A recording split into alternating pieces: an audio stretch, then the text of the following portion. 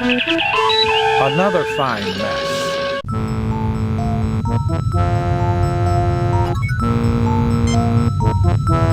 James T. Kirk, dwarfed by the technology that surrounds him.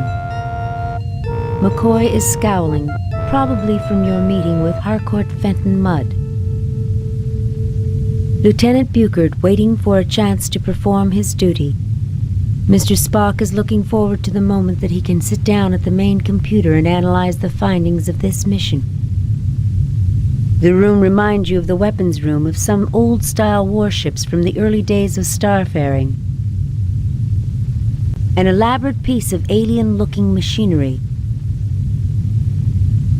These cylinders have fallen down from the rest. A red triangular button. 2 yellow triangular buttons. The room reminds you of the weapon. 3 triangular blue buttons.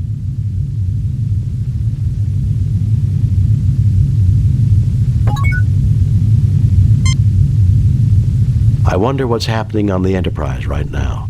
Scotty will take good care of it, Jim. He has before. I know, Bones. I wonder where that Mudd has gone. I wouldn't let him out of my sight. Mind you, I'm not too crazy about having him in my sight either. It looks to me like these people knew how to defend themselves, Captain. That machinery in the middle of the room, however, is like nothing I recognize, and I thought I had seen just about everything. A most interesting technology, Captain. If the Alassie gets hold of this, they'll make Mudd seem like a perfect caretaker by comparison.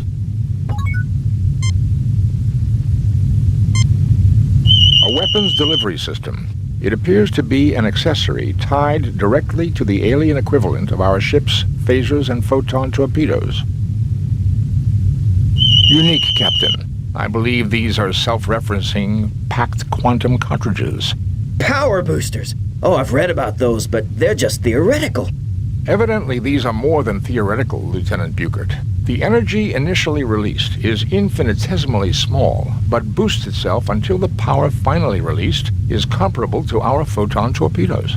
The technical journals discussing the possibilities indicated it would create a weapon of greater range than those we have now, if not a greater punch. The machinery to deliver these cartridges would be an engineering feat as well, Captain. Nothing to report, Captain. The control panel has power running to it, Captain.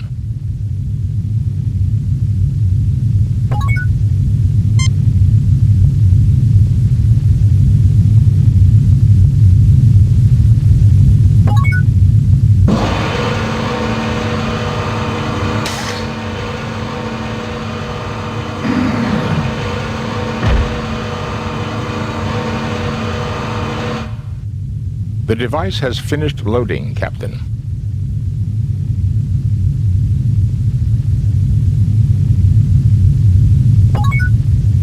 I believe, Captain, that this weapon must be hooked up through the main weapons battery.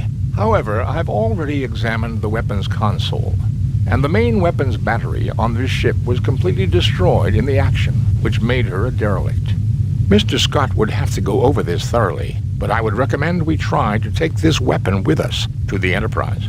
I don't think we should tinker with technology we don't understand, Spock, and I'm surprised you'd suggest such a thing. I agree that we should take it aboard the Enterprise. I'll try to raise the ship. Kirk to Enterprise.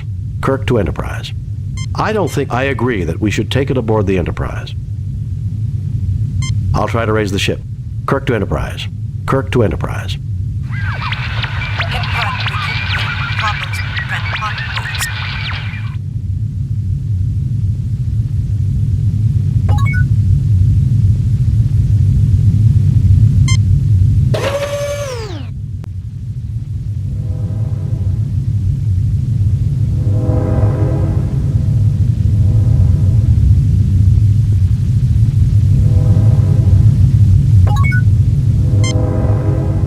James Kirk, the paragon of a Starfleet captain, feels nothing like a paragon right now.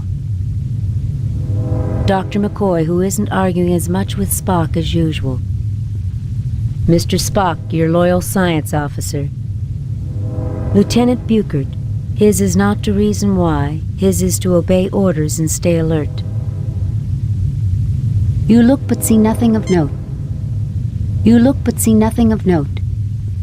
Small containers of oddly colored liquids. This seems to be the main monitoring station for the beds. Above it is some sort of dispensary. Padded inclines resembling a bed. You look but see nothing of... You look but see nothing of... Sometimes I wish I had become an archaeology professor instead of a Starfleet captain. You look troubled, Captain. Sorry if I was bothering you. I was just silently cursing the day I met Harry Mudd. Captain, count your blessings. We haven't met any salt vampires or deranged computers, blood-draining clouds, cell-imploding sirens, Greek gods, or any of the other things that people keep telling me about in security. There's not much I wouldn't do to not have to deal with Mudd. Are you religious, Jim? Is Harry Mudd a divine punishment for anything we did wrong? I can't think of anything we did that was that bad.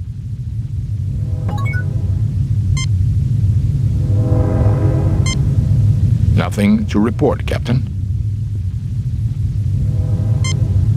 It would be interesting to analyze them back aboard the Enterprise, but these are probably vaccines, medicines, and research viruses. Do they pose any threat to us, Doctor? None seems likely to have any effect on human or Vulcan physiology. To be on the safe side, though, I wouldn't recommend taking a snootful from one of the capsules.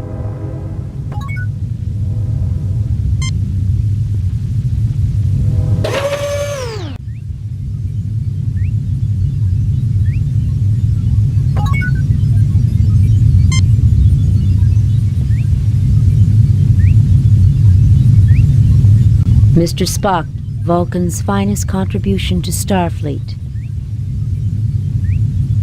James T. Kirk, Captain of the USS Enterprise. This appears to be some sort of engineering instrument. Dr. McCoy is still frowning. Lieutenant Buchert looks intensely at these controls and suppresses a childlike impulse to touch them. I'm speechless, Mr. Spock. Words cannot adequately describe this place. We've done quite well so far, Captain. In spite of Harry Mudd. Speak of the devil. Where is that little angel? Boldly go where no man has gone before. We are here, Jim. This may have been their bridge, but this sure doesn't look like the Enterprise.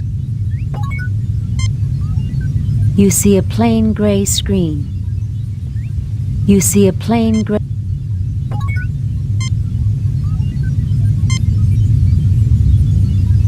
It is a multi-bit compact duver with its own Draktar traction unit and clamp kit. It appears to be a view screen, much like the one on board the Enterprise. Evidently the aliens' bridge, their centralized control. A closer look may provide more information.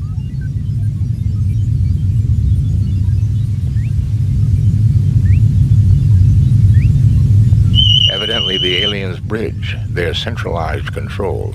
A closer look may provide more information.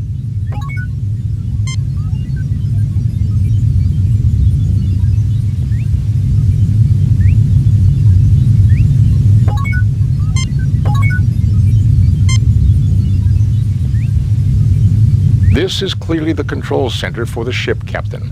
I cannot deduce much information, but I do observe two things. Go on, Mr. Spock.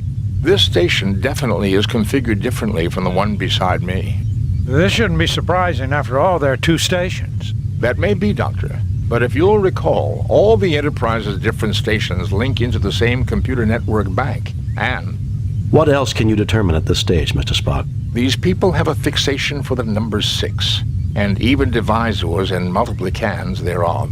3s and 12s in particular. I believe this may be the necessary first clue to understanding the aliens.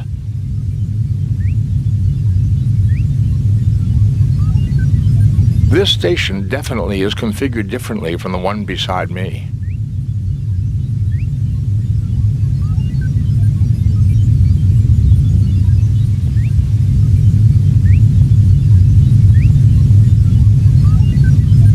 This station definitely...